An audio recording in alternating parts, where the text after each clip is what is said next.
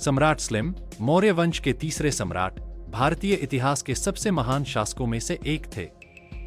उनका साम्राज्य इतना विशाल था कि यह आधुनिक भारत, पाकिस्तान, बांग्लादेश, नेपाल और अफगानिस्तान के बड़े हिस्सों तक फैला हुआ था।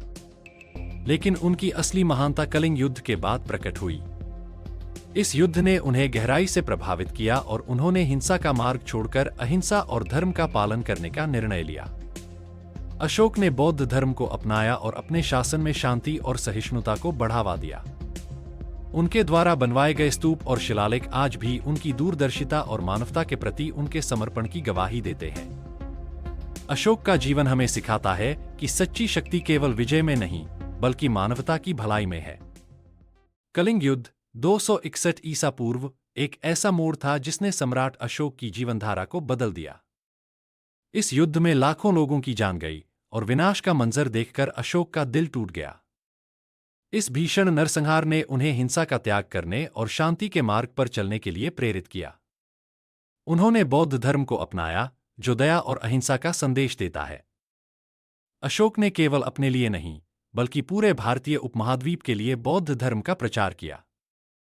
उन्होंने अपने पुत्र महेंद्र और पुत्री संघमित्रा को श्रीलंका भेजा ताकि वहां भी बौद्ध धर्म की रोशनी फैल सके। अशोक का यह कार्य न केवल भारत में, बल्कि विदेशों में भी बौद्ध धर्म के प्रसार का आधार बना।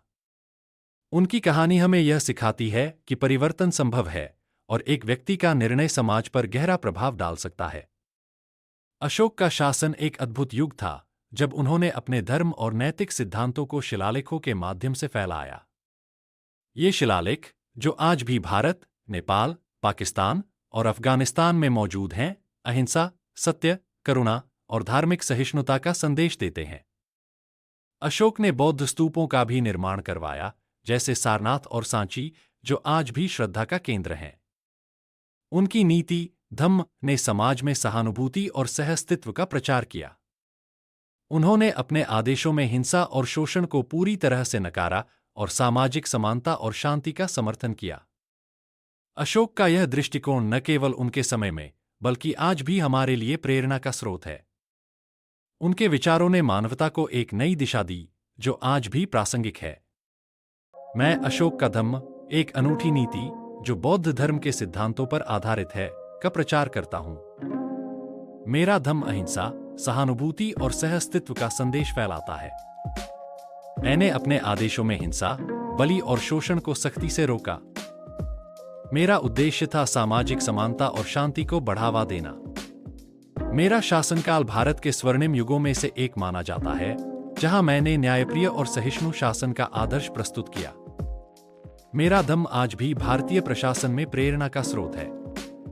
और याद रखें, अशोक चक्र, जो मेरे नैतिक मूल्यों का प्रतीक है, आज हमारे राष्ट्रीय ध्वज का हिस्सा है।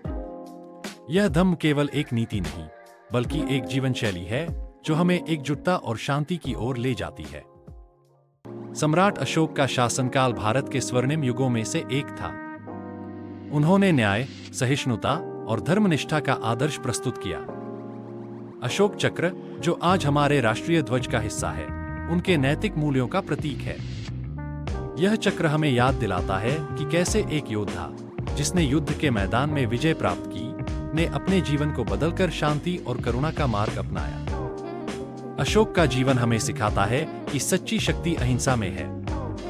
उनकी विरासत आज भी हमें प्रेरित करती है कि हम अपने विचारों को सकारात्मक दिशा में मोड़ें और समाज में शांति और सद्भाव का संचार करें।